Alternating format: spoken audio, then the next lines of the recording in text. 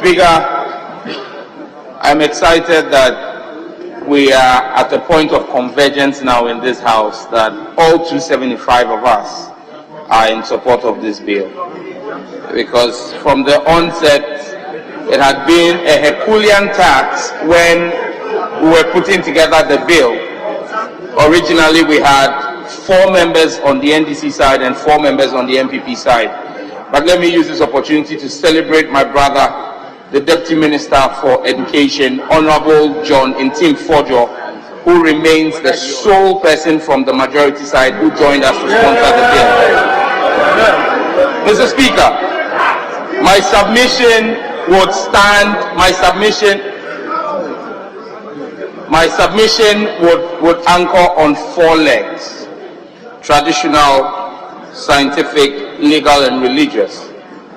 Mr. Speaker, Ghana is a culturally rich nation.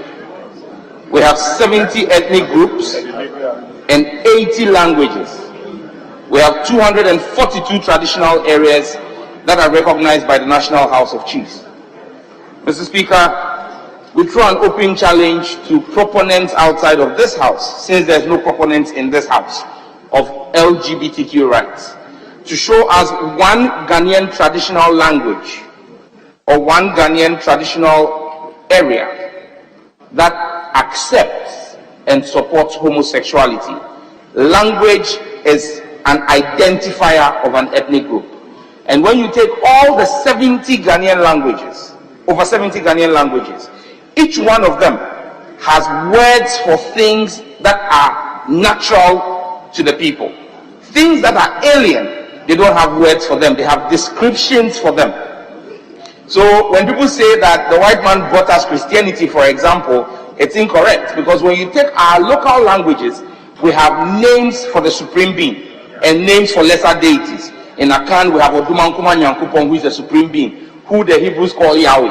Or in Ghana, we have Akan Anyumo. So God is not a new construct to our language. But when you take things like computer, which are new things to our language, we call it Abefu Efidie Enchi. It's a description. When you take telephone, we call it Ahuma Trufu or something, a description. And when you take homosexuals, we call them Kojo Besia, Kojo Aoya Ninyama to say Besia. It is a description, simply because it is alien to our language. And so when it comes to tradition and our culture, these are alien to our culture. Mr. Speaker, in the West, their culture seems to prohibit polygamy and support this. People think it's a cultural thing. It's actually not a cultural thing for the West. It's a financial decision. And let's put it to the Western world, that because of their tax system, that is why they frown on polygamy, not because of culture. Because when you are a single man in the West, you pay a higher tax. Once you get married to your spouse, your household tax reduces your individual tax liability. So then imagine if they allowed one man to have 4 wives. He will pay less tax to their exchequer. It is about money for the West. That is why they have criminalized polygamy. It's not about culture. And so they should not follow money and ask us to accept something that is culturally reprehensible. Mr. Speaker, let me go to the legal part. Our constitution has been dealt with, but when you read the report, those who argue against this bill say that Ghana is a signatory to international rights, the conventions and treaties. Very true. But Mr. Speaker, what they fail to do is they think that all of us don't read, but some of us do read. And Mr. Speaker, all the conventions that they have quoted in their memos to the committee, we would establish the fallacy of their positions. Mr. Speaker, the African Charter on Human and People's Rights in Article 17 says this: every individual shall have the right to education. 17.2, every individual may freely take part in the cultural life of his community. But 17.3 says, the promotion and protection of morals and traditional values recognized by the community shall be the duty of the state. This is the African Charter on Human and People's Rights.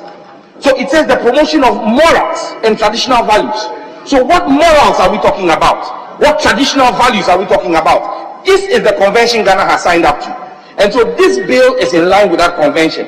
In fact, Article 18 of the same African Charter says the family shall be the natural unit and basis of society. It shall be protected by the state, which shall take care of its physical health and morals. The state shall have the duty to assist the family, which is the custodian of morals and traditional values recognized by the community. So, if we say the family, what is the family? Is it a man and a man, or a woman and a woman, or a man and a woman with their children? We have our traditional values. Mr. Speaker, they always make reference to the UN Declaration on Human Rights. The UN Declaration on Human Rights in Article 2, I read, it says, everyone is entitled to all the rights and freedoms set forth in this declaration without distinction of any kind. And these are the distinctions it makes: race, color, sex, language, religion, political or other opinion, national or social origin, property, birth or other status. Mr. Speaker, I want to make it clear in this hallowed chamber that there is a clear distinction between sex and gender. Complete distinction. Sex is a biological construct. Gender is a social construct. Sex is binary, male or female. It is the source code for even computer science, 0 and 1. To be a male, you have the XY chromosome. To be a female, you have the XX chromosome. There is no other combination known to science. However, gender is a social construct. That is why in some countries, as we speak today, they have 48 gender identities. In some, they have 100. So gender is a social construct. In this country, our social construct of gender is male and female, as our constitution demands and recognizes. So, Mr. Speaker, even the UN Declaration on Human Rights does not make gender the basis for discrimination or enjoyment of rights. It says sex, and once it is sex, it is male and female. So if you change your sex as assigned at birth, cosmetically or surgically, you are flouting the Constitution. Mr. Speaker, the International Covenant on Civil and Political Rights, in Article 18.3, again another international convention they quote, it says the freedom to manifest one's religion or beliefs may be subject only to such limitations as are prescribed by law and are necessary to protect, here is the cause, public safety, public order, public health, or morals or the fundamental rights and freedoms of others. Mr. Speaker, when you look at the Ghana AIDS Commission's own data, men having sex with men are a prevalent cause of the increase in HIV/AIDS in our country. So we have a duty to protect public morals and a duty to protect public health, because the consequence of an increasing HIV prevalence is on the taxpayer. Mr. Speaker, even when you go to the CDC, which is the Center for Disease Control in the US, the statistics are clear that persons who are heterosexuals, the effect on their mental health, heterosexuals are 2.3% likely to contemplate suicide. Gays and lesbians are twice that, 4.6%. Bisexuals are almost 3 times that, 7.4%. As for transgenders, 30.8%. Mr. Speaker, the fact is clear. And Honorable Muntaka, in his submission, the Honorable Member for Asawasi, referred to homosexuality as madness. Mr. Speaker, in science, because until 1974, it was only 1974 that the American Psychiatric Association delisted homosexuality as a mental illness. In fact, anybody who studied any of the mental science manuals, which is the DSM, Diagnostic and Statistical Manual, before 1974, homosexuality was listed as a mental illness along with necrophilia, zoophilia, and pedophilia. The decision in 1974 to delist it as a mental illness was not based on science. It was based on an opinion poll of only 6,000 people. So clearly, homosexuality is a form of madness and mental illness. And what they need is psychological care. Mr. Speaker, the Human Genome Project, and that's on science. The Human Genome Project is a $3 billion funded project by the government of the United States of America, which is the biggest investigation into the human genome.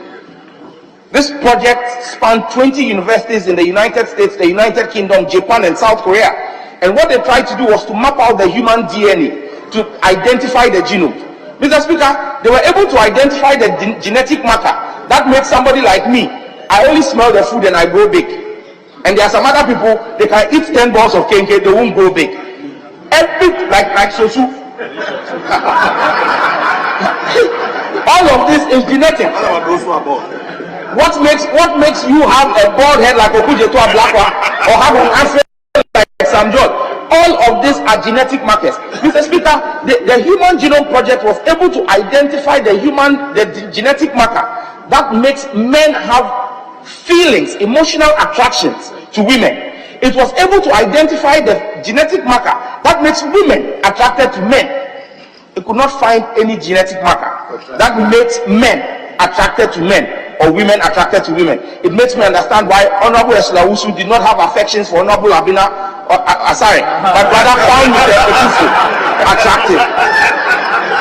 Mr. Speaker,